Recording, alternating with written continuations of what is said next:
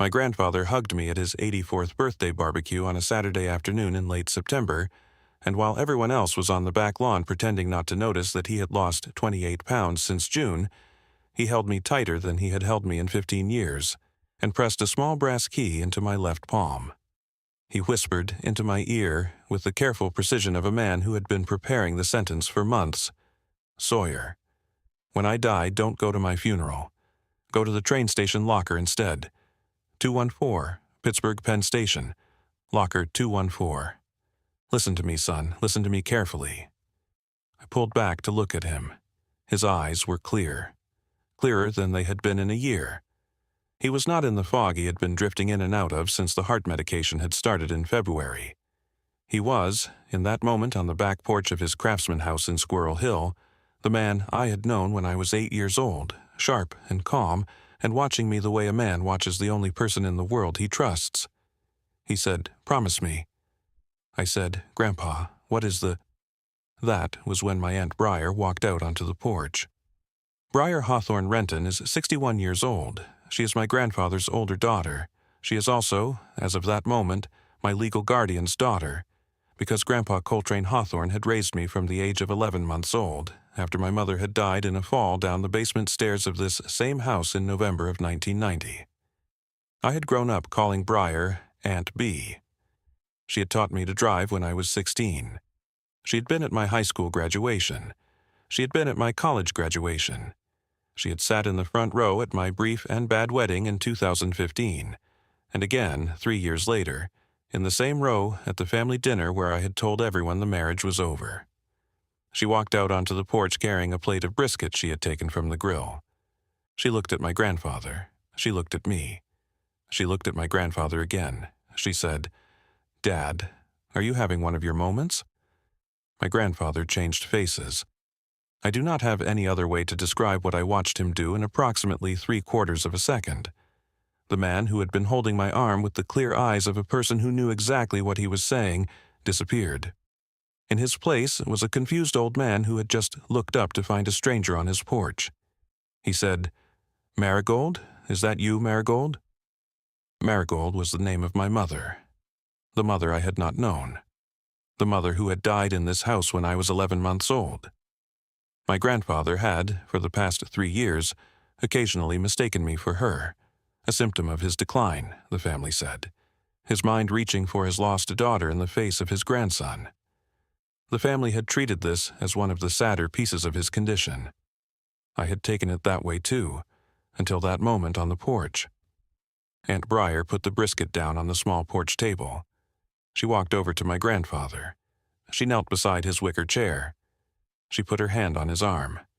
She used the soft, slow voice that you use with a person who is no longer entirely in the room with you. She said, "Dad, it is B, Briar, your daughter. Marigold passed nearly 35 years ago, Dad. Do you remember?" My grandfather's eyes had gone vacant. He was looking past her toward the maple tree at the back of the yard. He said, "Marigold liked the red leaves. I should call her. I should call her tonight." Aunt Briar looked up at me. Her face had the apologetic, tired expression of an adult child who is losing her father in slow installments. She said, "Sawyer, I am so sorry. He has been like this all week. The doctors are adjusting the heart medication again on Monday." I said, "It is okay, Aunt B. I will get him a glass of water." I walked into the kitchen. I stood at the sink for 45 seconds without moving. I looked down at my left palm. The key was small. Brass. Slightly worn on the edges. It had a number stamped into the bow of the key. The number was 214. I put the key into the front pocket of my jeans. I poured a glass of water. I went back to the porch and pretended to be a grandson whose grandfather was losing his mind. I sat with him for 90 more minutes. He drifted in and out. He called me Towns twice. Towns was my biological father, who had abandoned my mother shortly after I was born and who had died of a drug overdose in Philadelphia when I was 4. He called me Marigold once. He never called me Sawyer again. At 4:30 p.m. I hugged him goodbye. I did not whisper anything. I did not squeeze his arm. I behaved like a grandson saying farewell to a grandfather who would not remember the goodbye by morning. I drove home to my one-bedroom apartment in Lawrenceville with a small brass key in my front pocket and the absolute certainty, which I would spend the next 48 hours trying to talk myself out of, that my grandfather had not been confused on that porch for a single second. My name is Sawyer Hawthorne. I am 35 years old. I work as an insurance underwriter at a regional firm in downtown Pittsburgh. I make $67,000 a year. I drive a 2015 Subaru Outback. I rent a one-bedroom apartment in a converted warehouse on Butler Street in Lawrenceville. I was married for 31 months to a woman named Joelle, who had liked me before she had met my family, and had stopped liking me approximately 3 weeks after the wedding, when she had observed, for the first time, the way my grandmother Adair spoke to me about my deceased mother. Joelle had left in May of 2018. She was, on the day of my grandfather's barbecue, living in Seattle with a man named Mason who taught middle school orchestra. I have no siblings. I have no living parents. My biological father, Towns Hawthorne, had walked out of the hospital 58 hours after I was born and had not returned. My biological mother, Marigold Hawthorne, had died at the age of 24 when I was 11 months old.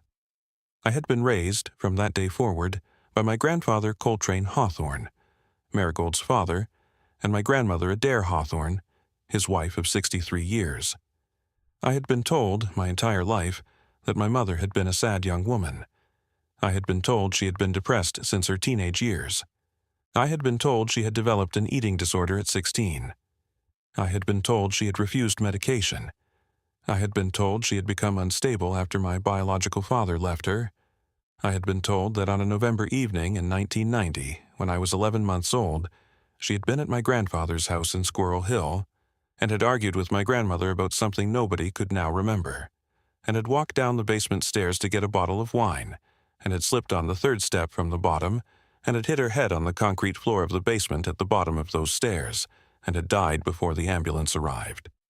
I had been told this story by my grandfather, by my grandmother, by my Aunt Briar, by my Aunt Calliope, by my Uncle Tatum, by my cousin Caleb, by Father Donnelly at St. Bernard's during my confirmation, and by my elementary school principal in 1998, when a classmate had asked me why my mother was not at the parent-teacher conference.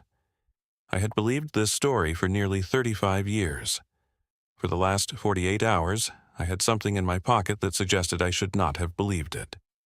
I drove home on Saturday evening. I sat in my apartment that night and I looked at the key on my kitchen table for a long time. I thought about my grandfather. I thought about how he had looked at me before Briar had walked out. I thought about the precision of his sentence. When I die, don't go to my funeral. Go to the train station locker instead.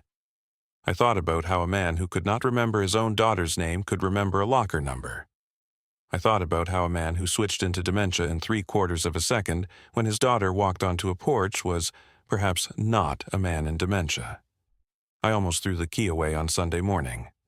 I did not. I put it in the back of my desk drawer. I went to work on Monday.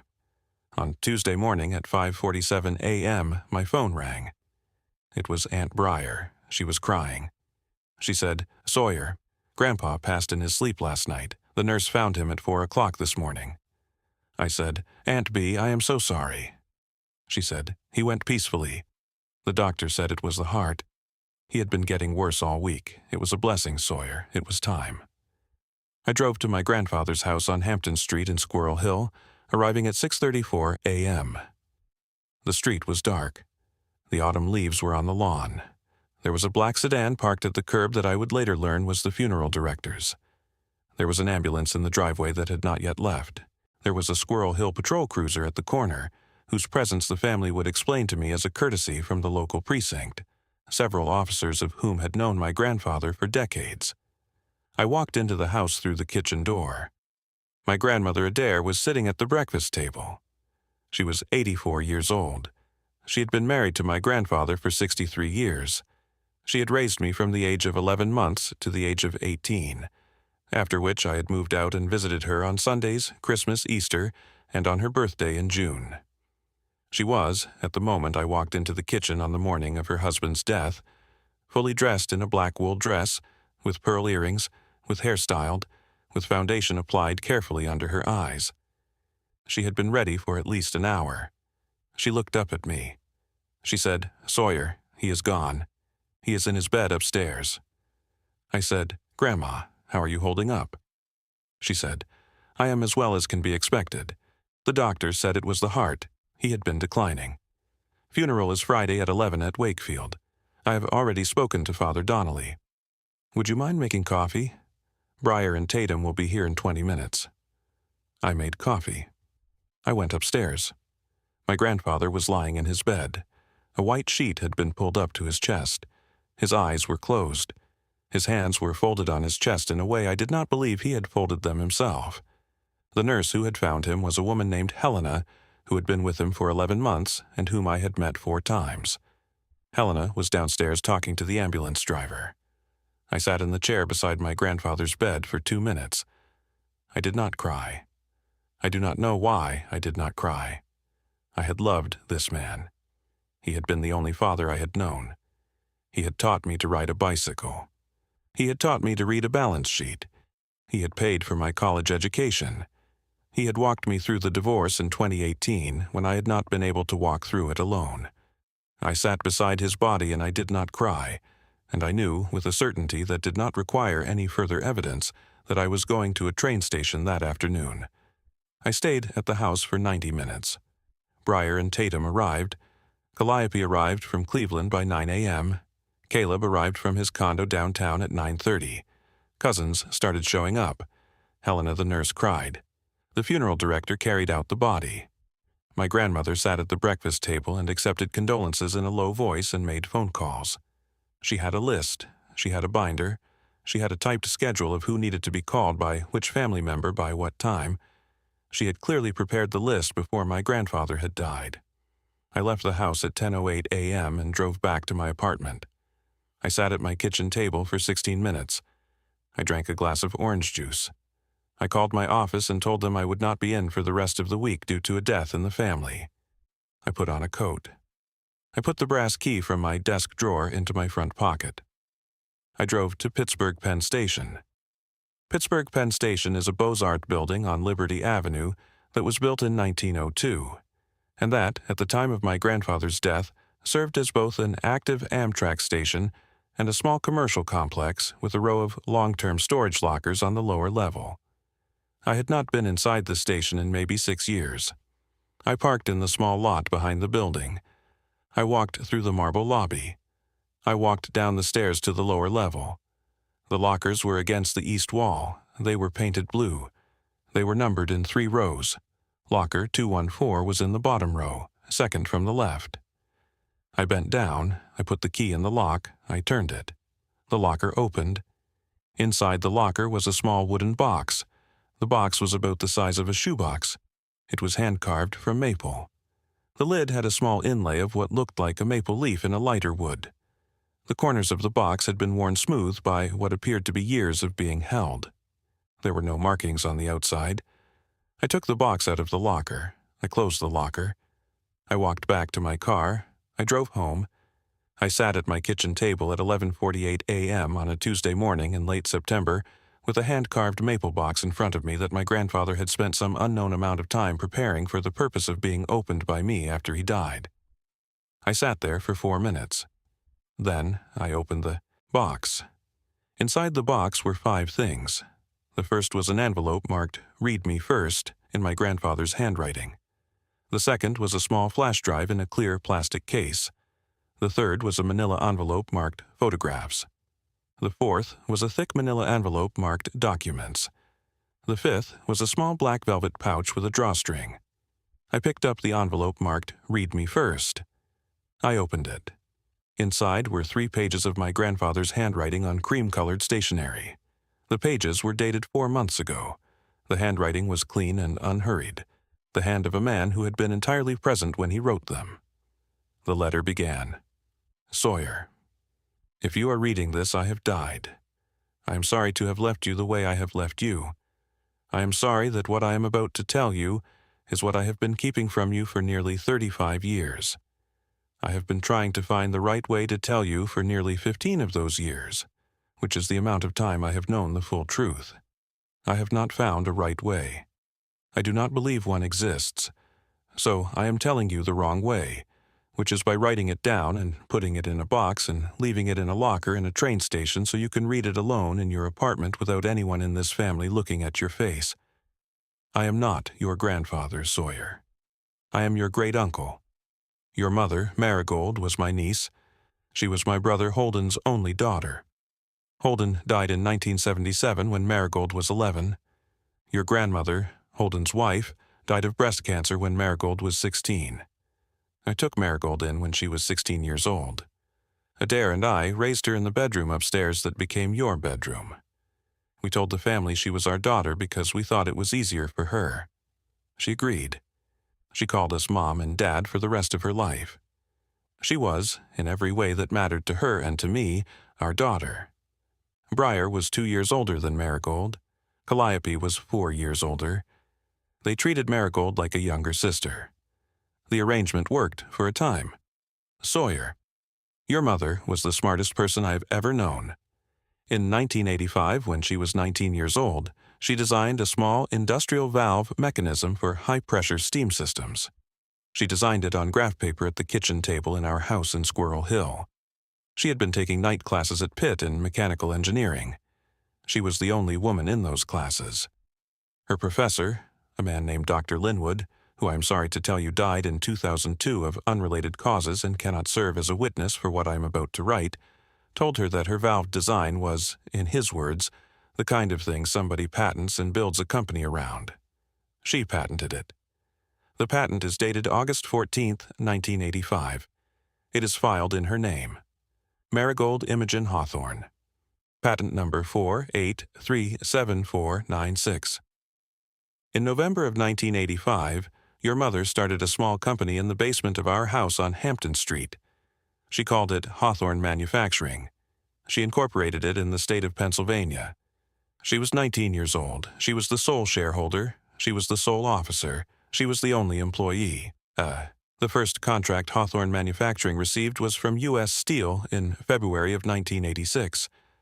It was for $90,000. It was, in 1986 dollars, an enormous amount of money for a one-person company.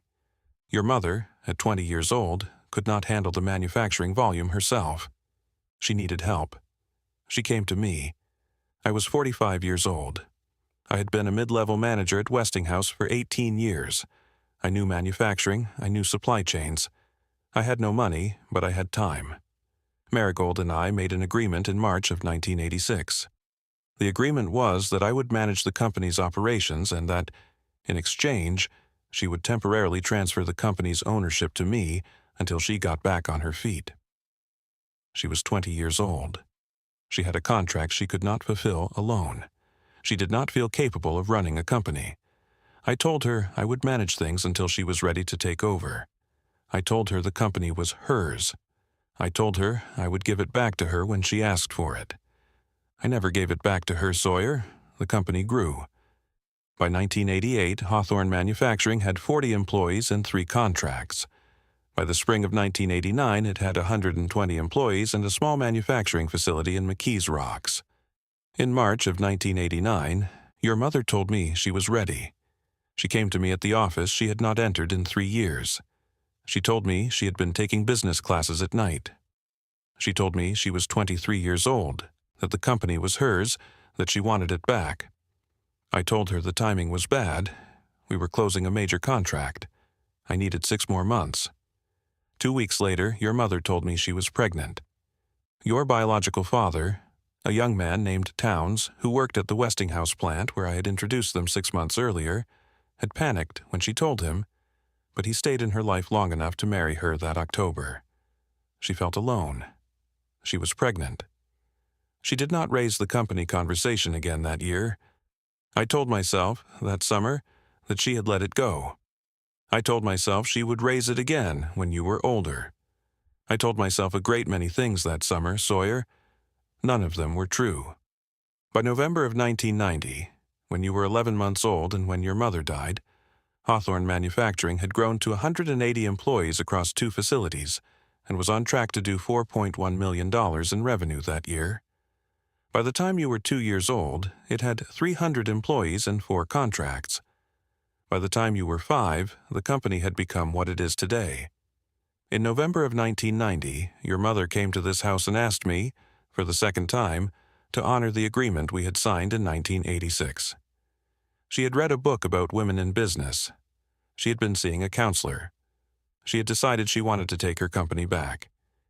She told me, in the kitchen of this house, in front of your grandmother and your Aunt Briar, that she was 24 years old, that she was capable, that she was ready, and that the company was hers. I told her we would discuss it. I told her she was being emotional. I told her to sit down. She went down to the basement, Sawyer, to get a bottle of wine from the wine rack. She wanted to calm down. She had been crying. She wanted to drink 1 glass of wine and sit on the porch and look at the maple tree she had planted with me when she was 16 years old. Your grandmother followed her down. Your Aunt Briar followed your grandmother down. 3 minutes later, your mother was at the bottom of those stairs with her head on the concrete floor, and your grandmother was at the top of the stairs screaming for me to come down. The official cause of death was a fall. I believed it was a fall, Sawyer. For 20 years, I believed it was a fall. Then, in 2010, your grandmother began drinking more than she should have, and on a Christmas Eve when she had drunk 3 glasses of bourbon at dinner, she said to me, at the breakfast table after Briar and her family had gone home, "Coltrane." Marigold did not slip on those stairs. She was reaching for the rail. Briar was standing too close. Briar was very angry. I had told Briar that morning that we needed to keep Marigold from filing the legal claim she was preparing. I had not told Briar to push her, Coltrane. I had told her to make sure Marigold understood the company was not hers anymore. I had told her to be firm. I had not told her to push. That is what your grandmother said to me on Christmas Eve of 2010. I have, since that night, spent nearly 15 years trying to figure out what to do about it. I am 84 years old. My heart is failing. My doctor told me in June that I have, at most, 6 months. I do not have time to do this slowly. I am sorry that I did not do this earlier, when there was more time, and when I was a younger man. I am sorry that I let your grandmother and your Aunt Briar continue to live their lives without consequences for nearly 35 years. I am sorry that I raised you in the house where your mother died, and that I let those women raise you with their version of who she had been. Sawyer. Your mother was not a fragile, depressed young woman. She was a brilliant, determined 24-year-old engineer who founded a company in our basement at 19 and was about to take that company back when she was killed in our basement at 24. The story you have been told about her is the story your grandmother and your aunt told you to make sure you would never ask the questions that would have led you to the truth. In the flash drive in this box are 62 audio recordings I made between 2017 and this past July. I started recording myself when my doctor told me I was beginning to slip. I wanted there to be a record, in my own voice, in case my mind went before my body did. The recordings include my confession of the company theft. They include 9 separate conversations in which your grandmother described, in some level of detail, what happened on the basement stairs in 1990. They include 1 recording from 2019, in which I overheard your Aunt Briar say to your grandmother, and I had hidden a small recorder in the kitchen for that conversation, "Mama, if Sawyer ever starts asking the same questions Marigold did, we should deal with him the same way we dealt with her." She used the word dealt. Your Aunt Briar said that Sawyer, in 2019, when you were 29 years old. In the documents envelope is the original 1985 incorporation paperwork, signed by your mother. The 1985 patent in her name. The 1986 temporary transfer agreement, signed by both of us, in which I explicitly promised in writing to return ownership to her at her request. Her 1990 autopsy report, which I obtained in 2003 through a request I filed under her medical records, and which mentions defensive bruising on her forearms that the police did not investigate at the time because your grandmother told them Marigold had been emotionally unwell and had been picking at her own arms. In the velvet pouch is your mother's wedding ring. Yes, Sawyer, she was married. She married Towns at the Allegheny County Courthouse in October of 1989, 2 months before you were born, and Towns left her 3 days later. The marriage was never annulled. She wore the ring every day. She wore it the day she died. Your grandmother removed it from her finger in the basement before the paramedics arrived. and I found it 11 years later in a small jewelry box in your grandmother's closet, when she had asked me to retrieve a pair of earrings for her. Finally, Sawyer. The reason I am telling you not to attend my funeral. 2 years ago, I retained an attorney named Cyrus Trenton. His office is on Federal Street, room 412. He has been preparing the legal recovery of Hawthorne Manufacturing for 2 years. He has the original incorporation papers. He has the 1986 transfer agreement. He has the audio recordings. He has the autopsy report. He is prepared to file, on the morning of my funeral, 3 things.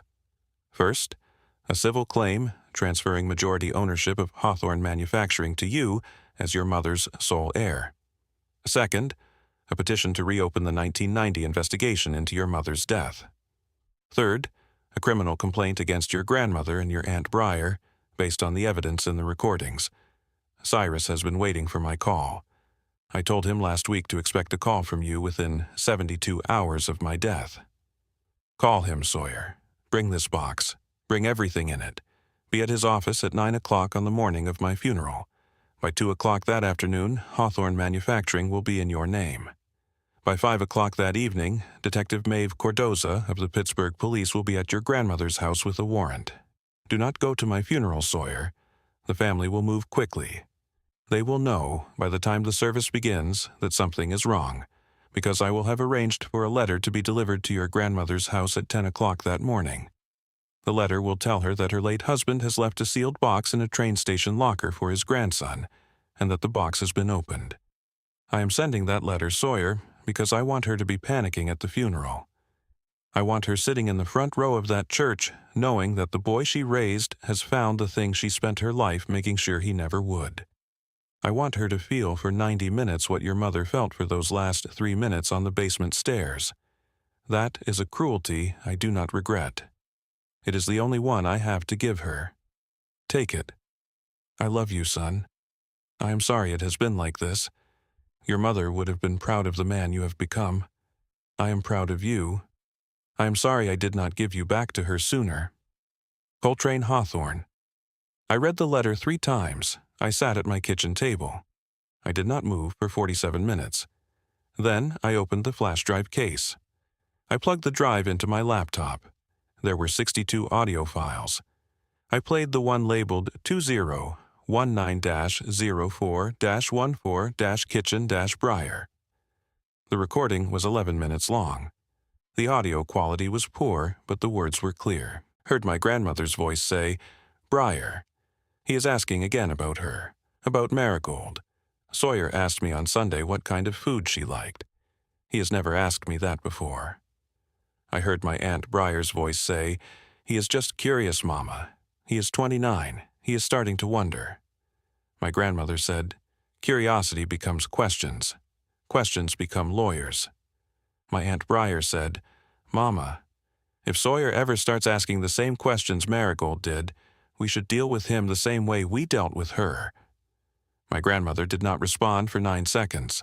Then my grandmother said, "Briar, do not say that out loud."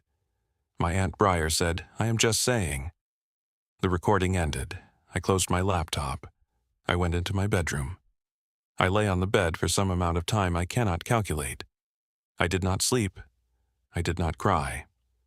I looked at the ceiling fan turning slowly in the late afternoon light, and I thought about the fact that I had spent the last 6 years of holidays, Christmases, Easters, Thanksgivings, birthdays, sitting across the dinner table from a woman who had said the words, "We should deal with him the same way we dealt with her," about me. I thought about my mother.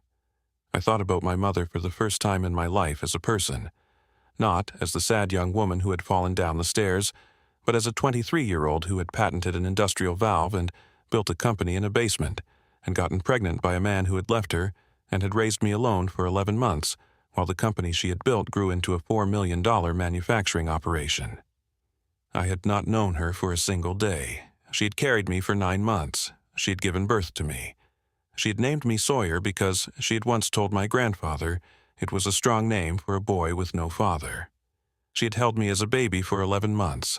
She had walked down those stairs at 24 years old. She had not been a sad young woman. I got up off the bed.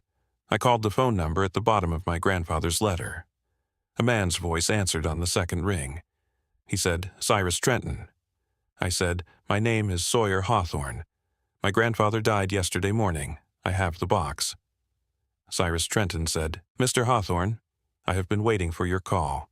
Come to my office tomorrow morning at 9 o'clock. Bring everything. We have 3 days to do what I have spent 2 years preparing. We will do it well." I said, "Mr. Trenton?" He said, "Yes." I said, "Thank you." Cyrus Trenton said, "Save the thanks, Mr. Hawthorne. Save them for Friday afternoon. I will see you in the morning." I met Cyrus Trenton at his office on Federal Street at 8:54 a.m. on Wednesday morning. He was 62 years old. He had been my grandfather's attorney for 12 years. He had been a corporate litigator before he had moved into family business recovery work in 2009. He was, in his own words, the kind of attorney that wealthy families hired when they had decided to take back something that other wealthy family members had taken from them. He spent 4 hours walking me through the legal strategy. I spent 20 minutes signing documents. I spent 90 minutes listening to him explain the timing of Friday morning. The civil filing would be submitted to the Allegheny County Court of Common Pleas at exactly 9 a.m. Friday morning. The funeral was at 11 a.m. By 11:30, the funeral would still be in progress. By noon, the court would have docketed the filing.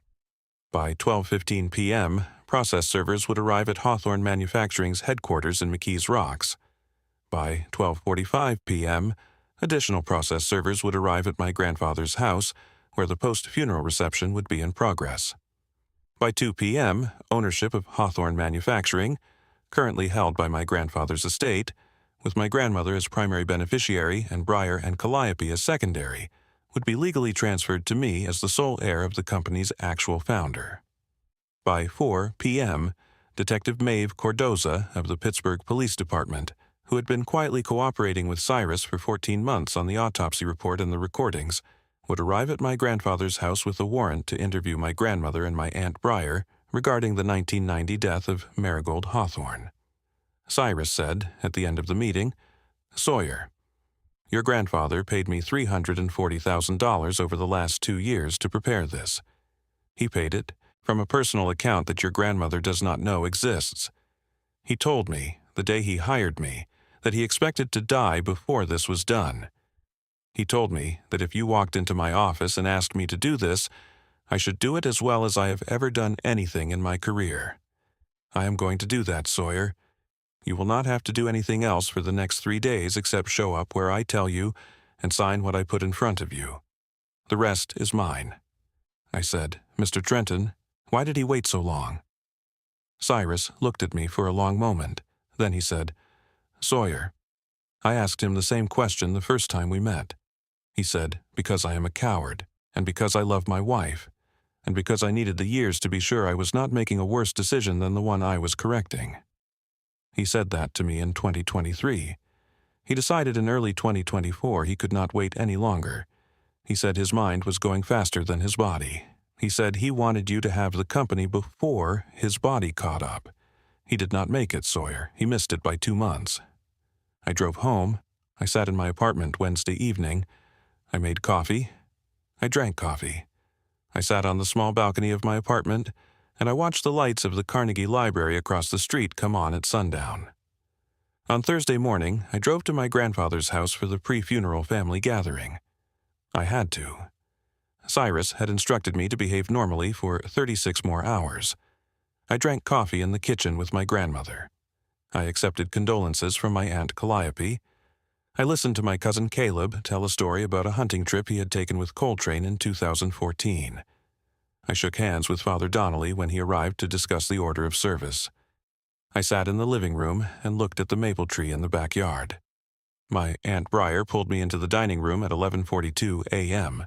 She said, "Sawyer, there are some things we need to discuss after the funeral, about Grandpa's will, about some accounts at PNC that need signatures from the family. We will need to handle them quickly. The lawyer will be at the reception tomorrow afternoon." I said, "Of course, Aunt B, whatever you need." Aunt Briar smiled. It was a smile I had seen 1,000 times in my life. The smile of an aunt who was guiding her nephew through the small administrative tasks of an inheritance. I had spent nearly 35 years finding that smile reassuring. I would never find it reassuring again. I stayed at the house for 40 minutes. I left at 12:23 p.m. I drove home. I did not sleep that night. Friday morning, 8:38 a.m. I arrived at Cyrus Trenton's office on Federal Street. At 9 a.m., Cyrus's paralegal electronically filed the civil ownership transfer with the Allegheny County Court of Common Pleas. At 9:02 a.m., the second paralegal electronically filed the criminal complaint and petitioned to reopen the 1990 case with the Pittsburgh Police Department. At 11 a.m., my grandfather's funeral began at Wakefield Memorial. At 10:32 a.m., my phone vibrated. It was a text from Aunt Briar. "Where are you? Service is starting." I did not respond. At 10:51 a.m., another text from Aunt Briar. "Sawyer, answer me." I did not respond. At 10:58 a.m., a text from my grandmother. "Sawyer, this is your grandfather's funeral. Where are you?" I did not respond. At 11:50 a.m., the funeral ended. At 12:08 p.m., process servers arrived at my grandfather's house, where 43 family members were beginning the post-funeral reception. At 12:14 p.m., my phone rang. It was Aunt Briar. I answered. She said, "What did you do?" I said, "I went to the train station." She did not speak for 11 seconds. Then she said, in a voice I had never heard her use before, "Sawyer, you do not understand what you have done." I said, "Aunt Briar, I understand exactly what I have done. You should understand what you did in November of 1990. She hung up. At 2:14 p.m., I drove to the headquarters of Hawthorne Manufacturing in McKees Rocks. I met the company's general counsel, a woman named Idris Calderon, who had been informed by Cyrus Trenton at 9:30 a.m. that the company was undergoing an ownership transition. I met the CEO, Niall Beauchamp, who had been with the company for 19 years. I met the chief financial officer. I met the head of operations. I told them I was not planning major changes. I told them I would be evaluating the company over the next 90 days. I asked them to brief me on the company's current performance, projects, and culture. I sat in my grandfather's old office on the 3rd floor of the headquarters, the office, I would learn that afternoon, that had originally been my mother's office in 1986, for the 4 months she had run the company before signing it over to him. At 4:08 p.m., Detective Maeve Cordoza arrived at my grandfather's house with 3 uniformed officers and a search warrant for the basement. The basement, where my mother had died nearly 35 years ago. The basement that, as Cyrus would explain to me later that afternoon, had never been processed as a crime scene in 1990, because the responding officers had been told by my grandmother, who had been a member of the Squirrel Hill Garden Club with the wife of the precinct commander, that the death was a tragic accident. Detective Cordoza interviewed my grandmother and my Aunt Briar separately at the house for 90 minutes each. She did not arrest them. She told them, at the end of the interviews, that the case had been reopened and that they should not leave Allegheny County. She also told them that they should not contact me. At 7:30 p.m., I drove home. I sat on the small balcony of my apartment. I watched the sun set over the Allegheny River. Briar Hawthorne Renton was arrested at her home in Fox Chapel 3 weeks later. The grand jury indicted her for involuntary manslaughter and obstruction of justice in November. She took a plea deal in February, guilty plea to manslaughter in exchange for a recommended sentence of 7 to 9 years. She was sentenced to 7 years at SCY Muncie in March. She will be 68 when she is released. Adair Hawthorne was charged with accessory after the fact and obstruction of justice. She was 84 years old. The prosecutor agreed to a plea deal that involved no prison time, full restitution to the Hawthorne Manufacturing legal proceedings, and a permanent restraining order from contacting me. She moved into an assisted living facility in Mount Lebanon in April. I have not seen her since the day of the funeral. Tatum Renton, Briar's husband, was not charged. He had no knowledge of the events in 1990. He filed for divorce from Briar in early May. He has, through his attorney, sent me one letter expressing his condolences for what had been done to my mother. I have not responded. Caleb, my cousin, was granted immunity in exchange for testimony about conversations he had overheard in his mother's house over the years. He moved to Denver in April. He has texted me twice. I have not responded. Calliope Hawthorne, my other aunt, was not implicated in any of the proceedings. She had been 4 years older than my mother. She had lived in Cleveland during her adult life. She had not been in the house in November of 1990. She called me 3 weeks after the funeral and asked if she could speak with me. We met at a small coffee shop in Squirrel Hill. She told me that she had wondered, for nearly 35 years, what had really happened on those stairs. She told me she had always been afraid of her sister Briar. She told me that she was sorry she had not asked the questions when she could have. We have had 4 conversations since. I do not know yet what our relationship will be. The Hawthorne manufacturing transition was completed in April. I retained Niall Beauchamp as CEO. I kept Idris Calderon as general counsel. I did not change the company's executive structure. I have, however, established a foundation in my mother's name, the Marigold Imogen Hawthorne Foundation, that funds scholarships for young women studying mechanical engineering at the University of Pittsburgh, my mother's alma mater. The foundation is endowed at $30 million in initial funding, drawn from the company's accumulated reserves. It funds approximately 120 students per year.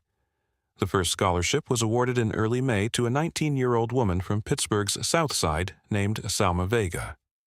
She is the first person in her family to attend college. She wants to design industrial valves.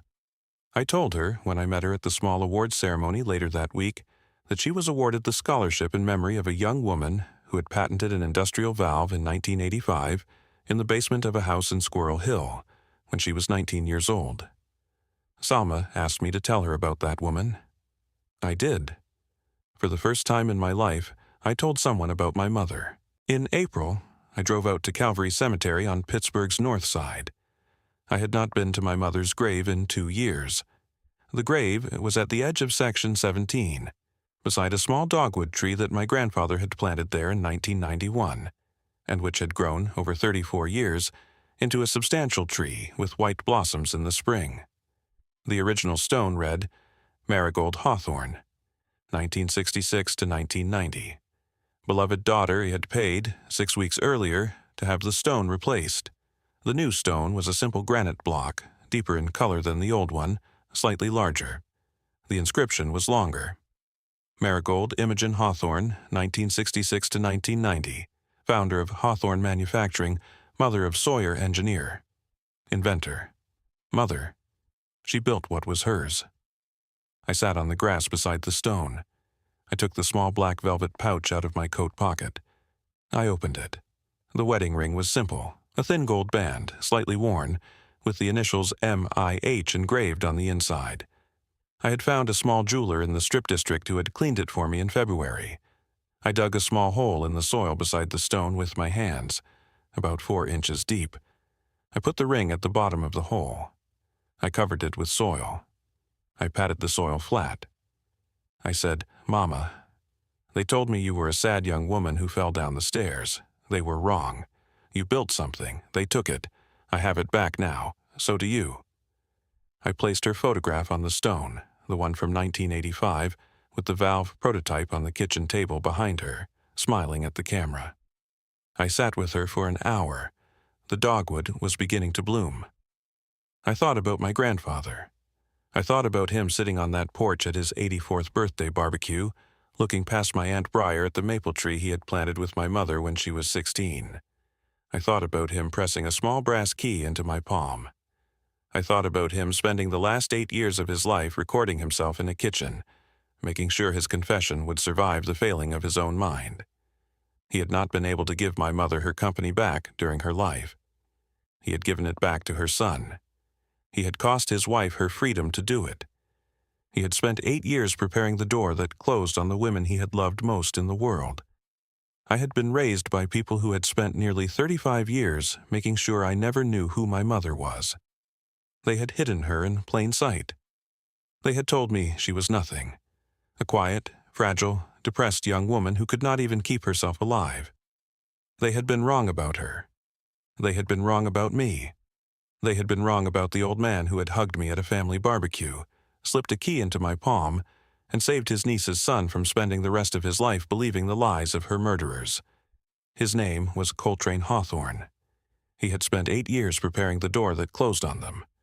I had walked through it. So had my mother. Wherever she was finally free.